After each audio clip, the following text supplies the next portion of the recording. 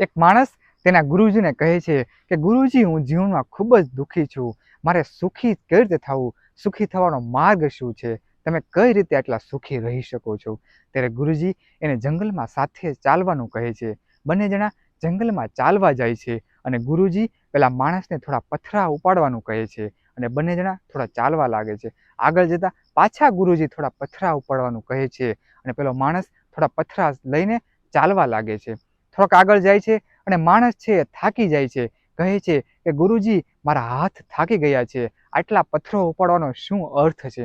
ત્યારે ગુરુજી કહે છે કે જીવનમાં સુખી થવાનો આ જ માર્ગ છે કે તમારા જીવનમાં થયેલા દુઃખો, ખરાબ અનુભવો, માન, અપમાન અને તિરસ્કાર બધું સાઈડમાં મૂકીને જો તમે ચાલશો, જીવનમાં આગળ વધશો તો સુખી થઈ શકશો. સુખી થવાનો આ જ માર્ગ છે કે તમારા બધા પ્રોબ્લેમ્સને તમે સાઈડમાં મૂકી દો.